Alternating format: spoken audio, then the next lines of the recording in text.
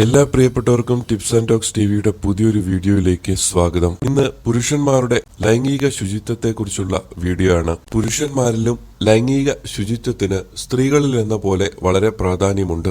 പുരുഷന്മാരുടെ വസ്ത്രധാരണ രീതിയിൽ ജനേന്ദ്രിയത്തിനു ചുറ്റും വിയർപ്പും മറ്റു സ്രവങ്ങളും അടിഞ്ഞുകൂടുന്നു. ഇത് അണുക്കൾ പെരുകാനിടയാക്കുന്നു. ജനേന്ദ്രിയത്തിലെ പല രോഗങ്ങൾക്കും കാരണം ഇതാണ്.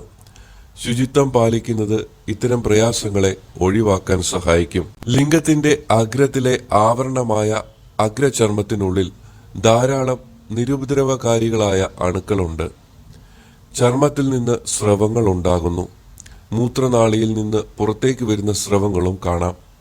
ചർമ്മത്തിൽ നിന്ന് ബാക്കിയുള്ള ജീവനില്ലാത്ത കോശങ്ങളും ഉണ്ടാകുന്നു. ലിംഗാഗ്ര ചർമ്മത്തിനിടയിൽ ഇവയെല്ലാം അടിഞ്ഞുകൂടുന്നു. കൊഴുത്ത ദ്രാവക രൂപത്തിലോ ഖരരൂപത്തിലോ ഇത് കാണപ്പെടാം. ഇതുണ്ടാകുന്നതിന്റെ അളവ് പല ആളുകളിലും വ്യത്യസ്തമായിരിക്കും.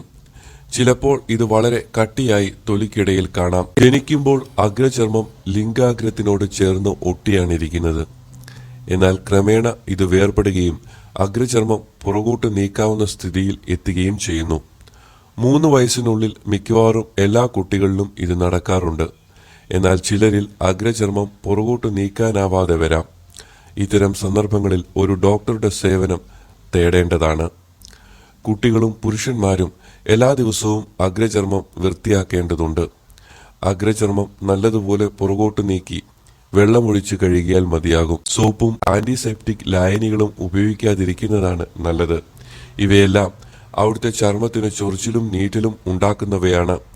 ചിലർക്ക് നീർവീക്കവും ഉണ്ടായെന്ന് വരാം. അഗ്രചർമ്മം വൃത്തിയായി സൂക്ഷിച്ചില്ലെങ്കിൽ പലതരം അണുബാധയ്ക്ക് കാരണമാകാം. ബാക്ടീരിയയും വൈറസും ഫംഗസും ലിംഗാഗ്രഹത്തിൽ അസുഖങ്ങൾ ഉണ്ടാക്കാം. പ്രമേഹ രോഗികൾക്ക് മൂത്രത്തിൽ അണുബാധ അടിക്കടി വരുത്താനും ഇത് കാരണമാകും.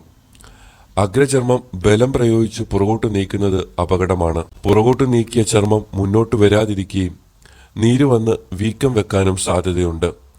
വളരെയധികം വേദനയുണ്ടാക്കുന്ന അവസ്ഥയാണിത്.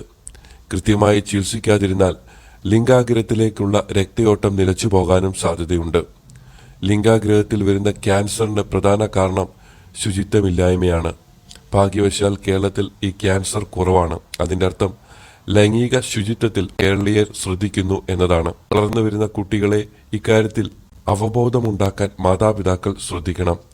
എന്നും കുളിക്കുമ്പോൾ ലൈംഗിക അവയവങ്ങൾ വൃത്തിയായി കഴുകാൻ പറഞ്ഞുകൊടുക്കണം. ലൈംഗിക ശുചിത്വം ആരോഗ്യത്തിന് ആവശ്യമാണ്. ആന്റിസെപ്റ്റിക് ലായനിയുടെയും സോപ്പിന്റെയും അധിക ഉപയോഗം പലപ്പോഴും ഗുണത്തേക്കാളേറെ ദോഷം ചെയ്യും. ശുദ്ധമായ വെള്ളം ഉപയോഗിച്ച് വൃത്തിയാക്കുക എന്നുള്ളതാണ് ഏറ്റവും സുരക്ഷിതമായ മാർഗം. അതുപോലെ തന്നെ ലൈംഗിക ബന്ധത്തിനു ശേഷവും ലൈംഗിക അവയവം വൃത്തിയായി കഴുകാൻ മറക്കരുത്. ഇങ്ങനെ ചെയ്തില്ലെങ്കിൽ അത് അണുബാധയ്ക്ക് കാരണമാകും.